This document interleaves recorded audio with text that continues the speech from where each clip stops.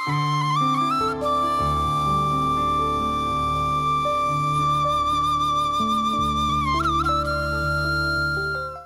TV நேயர்களுக்கு இனிய காலை வணக்கம்.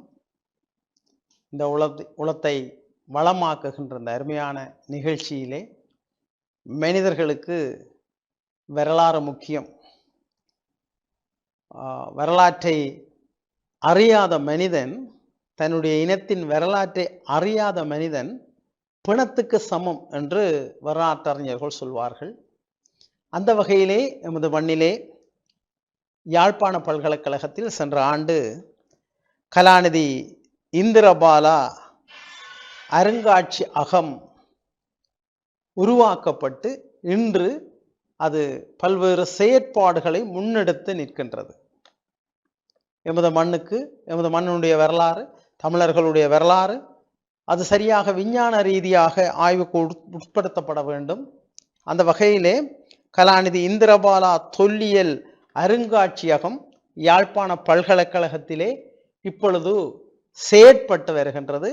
வரலாற்றுத்துறையோடு இணைந்து பேராசிரியர் புஷ்பரட்டம் அவர்கள் தலைவராக பல்வேறு விதமான இந்த வரலாற்று ஆவணங்களை ஒருங்கிணைக்கின்ற செயற்பாட்டில் ஈடுபட்டிருந்தால் அவருடைய கடுமையான முயற்சியும் வரலாற்றுத்துறை பேராசிரியர்கள் மற்றும் யாழ்ப்பாண பல்கலைக்கழகத்தினருடைய மிக உயர்ந்த முயற்சியின் வெளிப்பாடாக இந்த அருங்காட்சியகம் வந்திருக்கிறது. ஆக எங்களுடைய வரலாற்றை இதே போல ஒவ்வொரு இடத்திலும் வர வேண்டும். இப்போ நாங்கள் எங்களுடைய தென்பகுதியை பார்த்தால் அனுராதபுரத்தில் மட்டும் 100க்கும் மேற்பட்ட அருங்காட்சியகம் இருக்கிறது.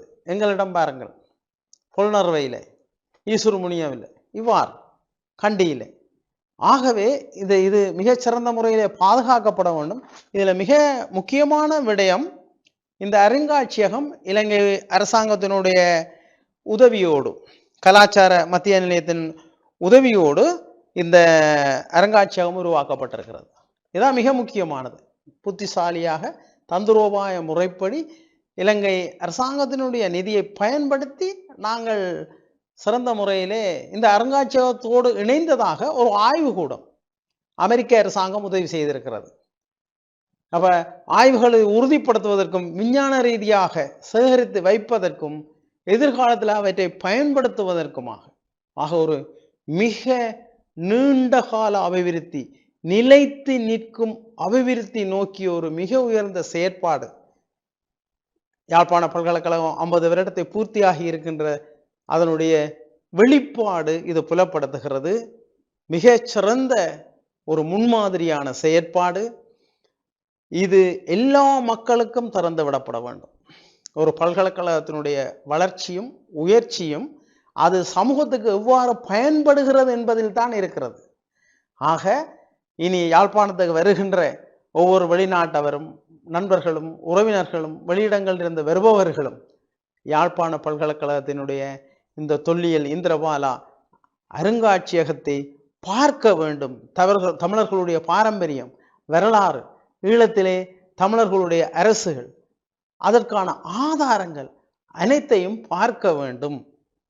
அதே போல எங்களை நாங்களே அங்கீகரிப்பதற்கான அவங்களுடைய பாடசாலை மாணவர்கள் எல்லோரும் பார்க்க வேண்டும்.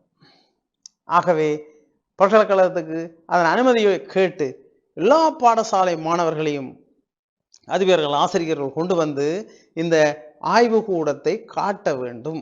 அப்போ ஒரு ஆய்வுக்கூடம் எவ்வாறு செய்யப்பட்டிருக்கிறது, அதில் எவ்வாறு இது ஒழுங்குபடுத்தப்பட்டிருக்கிறது, தமிழர்களுடைய பாரம்பரிய வரலாறுகள், அதுவும் யாழ்ப்பாண பல்கலைக்கழகம் பல்வேறு ஆய்வுகளை செய்தது, நிலத்தடி ஆய்வுகளை செய்தது.